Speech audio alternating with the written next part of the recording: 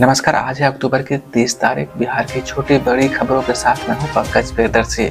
अब सुनिए बिहार के प्रादेशिक समाचार पंकज प्रियदर्शी से। पहले मुख्य समाचार। घाटों पर रहेगी चाक चौबंद व्यवस्था। 599 मजिस्ट्रेट व 4500 पुलिसकर्मी किए गए हैं तैनात। छठ महापर्व को लेकर प्रशासन पूरी तरह से तैयार है। मुख्य सचिव और डीएम समेत कई अधिकारियों ने घाटों का किया बारीकी से निरीक्षण। भीड़ प्रबंधन, सुरक्षा व्यवस्था एवं यातायात प्रबंधन के लिए अधिकारी सजग हैं। औरंगाबाद में प्रसाद बनाने के समय में सिलेंडर फटने की वजह से 25 लोग झुलस गए हैं। समस्तीपुर में एसबीआई से 2.5 लाख रुपए की लूट और जेडीयू नेता के पुत्र की गोली मारकर हत्या। अब समाचार विस्तार से। लोक आस्था के महापर्व छठ के दौरान व्रतियों और श्रद्धालुओं की सुविधा और सुरक्षा को लेकर प्रशासन ने पूरी तरह से कमर कस ली है। सूर्योपासना के 4 दिवसीय अनुष्ठान के दूसरे दिन यानी शनिवार को छठ व्रतियों ने खरना पूजा की। व्रतियों ने सूर्यास्त होने पर भगवान सूर्य की पूजा कर दूध और गुड़ से बनी खीर का प्रसाद ग्रहण किया। इसके साथ ही व्रतियों का 36 घंटे का निर्जला उपवास शुरू हो गया है। छठ व्रती रविवार को अस्त्रजलगामी और सोमवार को उदयमान सूर्य को अर्घ्य देंगे। इस बीच छठ महापर्व को लेकर प्रशासन ने पूरी तैयारी कर रखी है।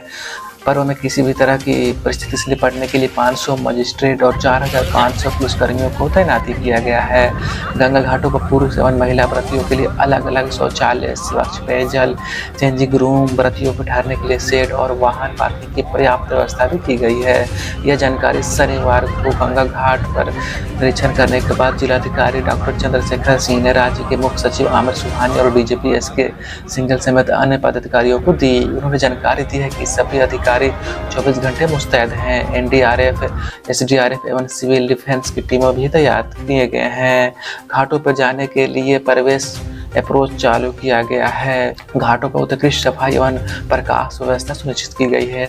छठ व्रतियों और श्रद्धालुओं की सुविधा के लिए संपूर्ण प्रशासनिक तंत्र सजग एवं तत्पर है।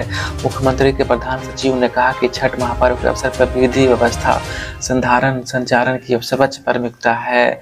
वहीं दूसरी ओर औरंगाबाद शहर के एक घर में शनिवार सुबह छठ पर्व के लिए प्रसाद बनाने के दौरान रसोई गैस में विस्फोट की वजह से 25 लोग झुलस गए। नगर थाना के अवर निरीक्षक विनय कुमार सिंह ने बताया कि हादसा शाहगंज मोहल्ले के वार्ड संख्या 24 निवासी अनिल गोस्वामी के घर में हुआ। सिंह ने बताया कि आग की चपेट में आकर झुलसे लोगों में गोस्वामी और उनके परिवार के अन्य सदस्यों के अलावा आग बुझाने के लिए वहां पहुंचे पुलिसकर्मी, दमकल कर्मी और पड़ोस के लोग भी शामिल हैं। सिंह के अनुसार हादसे में झुलसे लोगों को सदर अस्पताल ले जाया गया, जहां से चिकित्सकों ने गंभीर रूप से झुलसे कुछ लोगों को अन्य अस्पतालों में रेफर कर दिया। अवर निरीक्षक के मुताबिक घायलों में से 5 लोगों की हालत गंभीर है। उन्होंने बताया कि अग्निशमन दस्ते और स्थानीय लोगों की मदद से घर में लगी आग को काबू पा लिया गया है।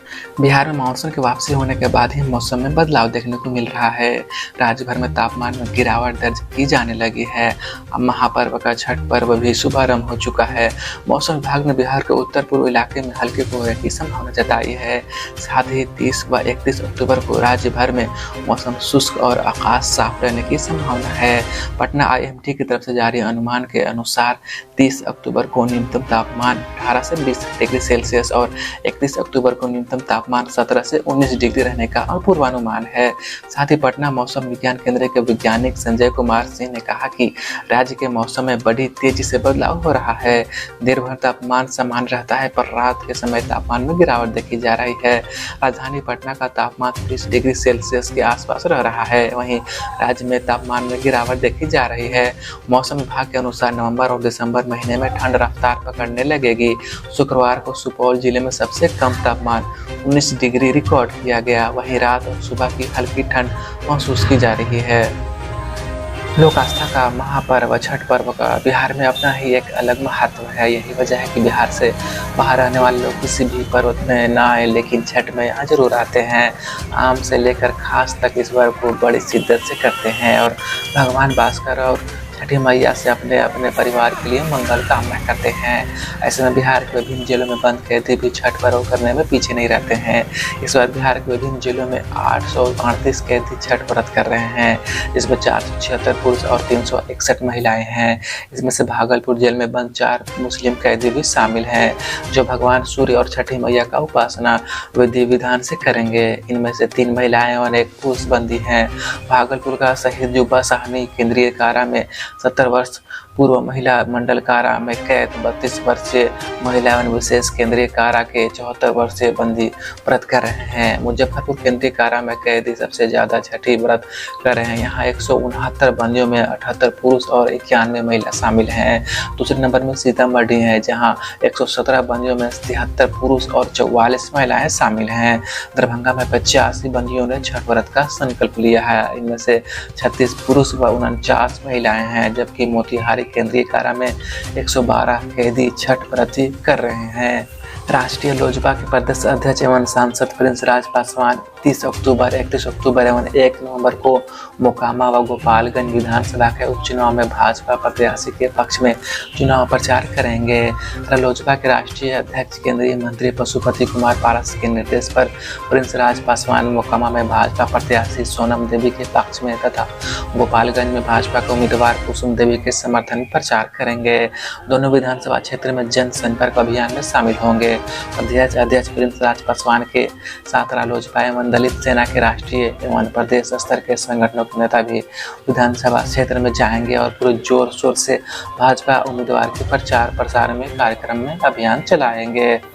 हिंदुस्तानी अवाम मोर्चा से राष्ट्रीय प्रधान महासचिव डॉक्टर दानिश रिजवान ने बिहार में हो रहे विधानसभा के उपचुनाव में मुख्यमंत्री नीतीश कुमार का कुशल नेतृत्व को लेकर के गोपालगंज एवं मोकामा क्षेत्र की जनता में महागठबंधन प्रत्याशी को लेकर काफी उत्साह देखने को मिल रहा है, जिसके कारण एनडीए ने इन दोनों विधानसभा क्षेत्र से अपने उम्मीदवारों की हार को पहले ही भांप लिया है। दोनों सीटों पर ही उपचुनाव को लेकर महागठबंधन के नेता एवं कार्यकर्ता में काफी उत्साह का माहौल है। वहीं दूसरी तरफ एनडीए में अपने उम्मीदवारों की हार को लेकर अभी से ही मायूसी छाई हुई है। यह बातें डॉक्टर दानिश रिजवान ने कहा कि महागठबंधन की चट्टानी एकजुटता के कारण महागठबंधन की ताकत बढ़ी है। बिहार विधानसभा नेता प्रतिपक्ष विजय कुमार सिन्हा ने राज्य में बढ़ रही आपराधिक घटनाओं पर तंज कसते हुए कहा है कि सरकार के पार्टनर राष्ट्रीय जनता दल का अपराधियों और माफियाओं को संरक्षण और पोषण करने का इतिहास रहा है। श्री सिंह ने कहा कि राज्य के सभी लोगों को मालूम है कि बिहार में राजद की संरक्षण में शराब का अवैध धंधा चल रहा है, उसके कारण शराबबंदी विफल हो रही है। नीतीश कुमार की मजबूरी है कि वह राजद के आपराधिक कारनामों पर अपना मुंह बंद रखें, अन्यथा राजद उन्हें तुरंत मुख्यमंत्री पद से हटा देगा। नेता प्रतिपक्ष ने कहा कि राज्य में बालू खनन का अवैध कारोबार भी राजद के माफियाओं के संरक्षण में चल रहा है। आए दिनों बालू घाटों पर गोलीबारी, लोगों की हत्याएं एवं सरकारी आदेशों को धत्ता बताकर अवैध खनन माफियाओं की दिनचर्या बन गया है। छठ पूजा के दौरान खुसरपुर के खिदुरपुर घाट पर एक बड़ी घटना घट जाने से पूरे क्षेत्र सदमे में है। 2 छठ व्रती महिलाओं की गंगा स्नान के दौरान डूबकर मौत हो गई। इसी हादसे में 3 महिलाएं स्नान के दौरान डूब रही थीं, जिसमें से एक को आसपास के लोगों ने तत्परता दिखाते हुए किस तरह से बचा लिया, लेकिन 2 महिलाएं गंगा की तेज धारा में देखते ही देखते लापता हो गईं। घटना के संबंध में बताया जाता है कि तीनों महिलाएं फतुहा थाना क्षेत्र के मोमिनपुर गाँव की निवासी थीं, जो छठ पूजा कर रही थी। भारतीय जनता पार्टी के संस्थापक सदस्य और पूर्व सांसद आर.के. सिन्हा और भाजपा के राष्ट्रीय मंत्री ऋतुराज सिन्हा ने शनिवार को अपने आवास अन्नपूर्णा भवन में सैकड़ों छठ व्रतियों के बीच छठ पूजा सामग्री वितरित की। छठ व्रतियों को सूप में फल के अलावा साड़ी भी दिया। इस अवसर पर आर.के. सिन्हा ने कहा कि छठ पर्व बिहार के लिए अलग ही महत्व रखता है और अब पूरे विश्व में अपनी सांस्कृतिक पहचान बना चुका है। वहीं ऋतुराज सिन्हा ने बिहार वासियों को छठ महापर्व की हार्दिक शुभकामनाएं दी है। गौरतलब है कि हर साल छठ पूजा में आर.के. सिन्हा और ऋतुराज सिन्हा द्वारा छठ पूजा सामग्री वितरित की जाता है। पंजाब के राष्ट्रीय अध्यक्ष पप्पू यादव ने छठ के अवसर पर आर्ट कॉलेज गेट के पास पूजन सामग्री का वितरण किया।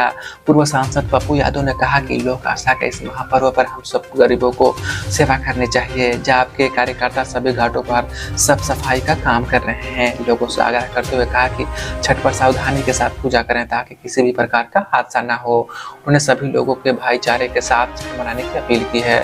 पप्पू यादव ने छठ व्रतियों से छठी मैया से जनमानस की सुख समृद्धि की कामना के लिए अनुरोध किया है। बिहार शरीफ के तेल्हाड़ा थाना क्षेत्र के इलाके सैदपुर गांव में बेखौफ बदमाशों ने जदयू नेता पुत्र को गोली मारकर मौत का घाट उतार दिया है। मृतक संजय प्रसाद सिंह का 24 वर्षीय पुत्र सोनल भारतीय है। मृतक बिजली विभाग में जॉब करता था और छठ की छुट्टी में गांव आया हुआ था। परिजनों ने बताया कि शुक्रवार की देर शाम किसी ने उसे फोन कर बुलाया, उसके बाद वह घर नहीं लौटा। काफी खोजबीन के बाद सुबह गाँव के खंधा में उसका शव मिला। बदमाशों ने गोली मारकर उसकी हत्या की है। घटना की जानकारी मिलते ही नालंदा सांसद कौशल कुमार सिंह अस्पताल पहुंचकर परिजनों से इसके बारे में जानकारी ली। उन्होंने बताया कि अपराधियों की गिरफ्तारी के लिए पुलिस छापेमारी कर रही है। समस्तीपुर जिले के मुफस्सिल थाना क्षेत्र में अपराधियों ने शनिवार को भारतीय स्टेट बैंक की शाखा से 2,50,000 रुपए लूट लिए।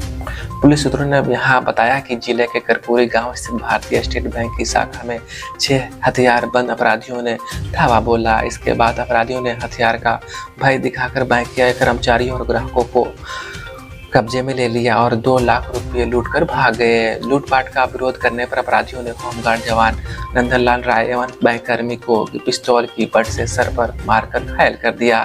बैंक लूटर ने एक महिला ग्राहक को सोने की चैन भी लूट ली। घटना की जानकारी के बाद मौके पर पहुंची पुलिस ने मामले की छानबीन शुरू की है। भोजपुरी जिले में शनिवार को एक मोटरसाइकिल के एक ट्रक से टकरा जाने से 2 पुलिसकर्मियों की मौत हो गई। मृतकों में एक पूर्व और दूसरा पश्चिम चंपारण का मूल निवासी था।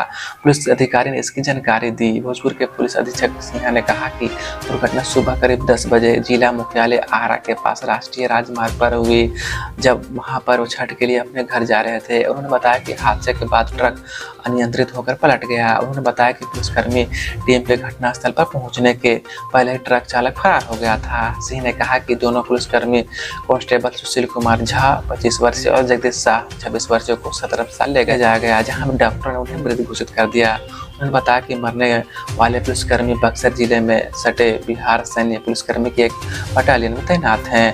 पुलिस अधीक्षक ने कहा कि उन्होंने छठ के लिए छुट्टी ली थी और एक साथ अपने घर जा रहे थे। कटिहार थाना क्षेत्र के स्टेट हाईवे पर अवस्थित गणपति नर्सिंग होम में देर रात रात्रि ऑपरेशन के दौरान प्रसव कराने आई एक प्रसूता की मौत होने का प्रकाश में यह मामला सामने आया है। जानकारी के अनुसार गुरुवार को रात 3 बजे गोटवाली निवासी रामनाथ यादव की पुत्री पायल कुमारी 24 वर्षों को प्रसव का पीड़ा होने पर निजी अस्पताल गणपति नर्सिंग होम में भर्ती कराया गया था, जहां चिकित्सक गौरव कुमार ने जांच कर बताया कि ऑपरेशन करना पड़ेगा, जिसमें 50,000 रुपये खर्च आएगा। परिजनों ने चिकित्सक को 30,000 अग्रिम राशि दे दिया। चिकित्सकों ने प्रसूतों का ऑपरेशन कर स्वस्थ बच्चा निकाला, लेकिन अत्यधिक रक्तस्राव हो जाने से प्रसूता की मौत हो गई। उसके बाद चिकित्सकों ने परिजनों को बताया कि प्रसूता अभी भी होश है और होश आने में 2-3 घंटा लग जाएगा। इसके बाद चिकित्सक सहित सभी कर्मी धीरे धीरे फरार हो गए। अस्पताल में किसी भी कर्मी को नहीं देखकर जब परिजन प्रसूता के पास गए तो उसे मृत पाया। परिजनों को चीखने और चिल्लाने पर धीरे धीरे स्थानीय लोगों की भीड़ जमा हो गई। लोग चिकित्सा पर लापरवाही का आरोप लगाते हुए हंगामा करने लगे।